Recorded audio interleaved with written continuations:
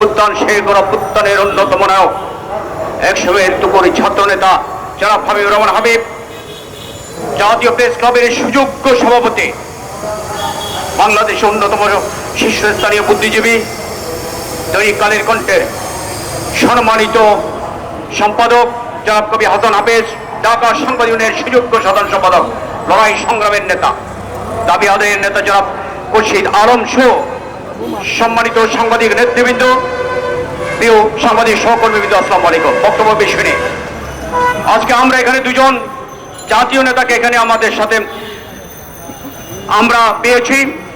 দুজন জাতীয় নেতাকে সামনে রাখার পিছনে একটা কারণ হল ফেসিবাদের পতন হয়েছে। আগামীতে জাতীয়তাবাদী শক্তি বাংলাদেশ পরিচালনা করবে, তাই আমরা আমাদের দাবিগুলো তাদেরকে অভিহিত করার জন্য আজকে দুজন নেতাকে, জাতীয় নেতাকে আমরা এখানে আমন্ত্রণ জানিয়েছি। বন্ধুরা আমার, আমরা আশা করিনি এক দীর্ঘ ছাত্ররা জীবনই দিয়েছে, যুবকরা দিয়েছে, সাংবাদিকরা জীবন দিয়েছে, ফ্যাসিস্ট সরকারের পতন ঘটেছে। এই ফ্যাসিস্ট সরকারের পতনের পর সাংবাদিকদের আর দাবি নিয়ে রাস্তায় দাঁড়াতে হবে সেটা আমরা আশা করিনি। আমাদের দাবি ছিল সাংবাদিক দম্পতি সাগর রুনি সহ হাসিনা সরকারের আমলে হত্যা করা হয়েছে যে ৬৬ জন সাংবাদিককে, তাদের হত্যার বিচার। দুর্ভাগ্য জনগণের সত্য আপনারা জানেন, এটা আমাদের চতুর্থ সমাবেশ। আমরা বারবার বলে আসছি সাগর রুনি হত্যার বিচার করার জন্য। এখনো পর্যন্ত আমাদের সহকর্মী সাগর রুনি হত্যার বিচার হয়নি।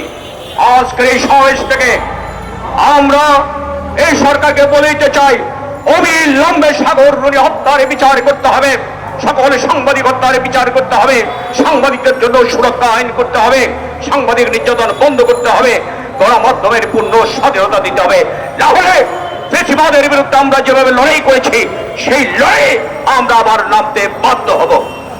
সাংবাদিকদেরকে আপনারা গণহারে খুনের মামলা দিচ্ছেন, এই সাহস পান কোথায়?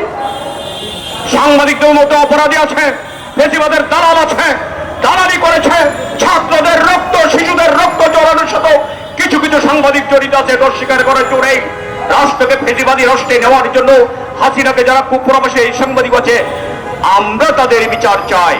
কিন্তু গণহারে সবাইকে আপনারা আসামি করবেন, এটা আমরা অন্তত মেনে নিতে পারি না। একজন পেশাদার সাংবাদিক হিসাবে আমরা এটা বন্ধ করার দাবি জানাচ্ছি।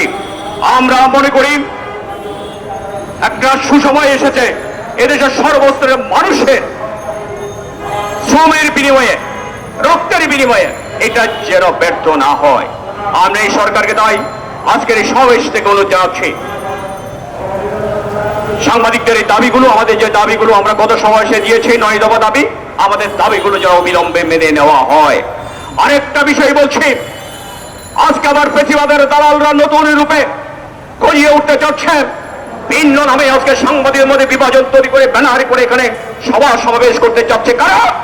যারা ফ্যাসিস্ট সরকারের দালাল ছিল, হাসিনার সাথে অবৈধ ইলেকশন অংশ নিয়েছিল তারা। এদের ব্যাপারে সজাগ থাকবেন। এরা জাতীয় শত্রু, গণতন্ত্র শত্রু, সাংবাদিকের শত্রু, মানবতার শত্রু, হাসিনার মিত্র।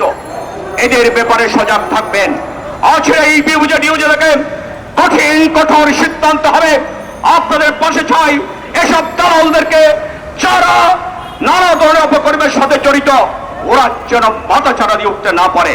আজকের এই সমাবেশ থেকে সেই হুঁশিয়ারি উচ্চারণ করছে।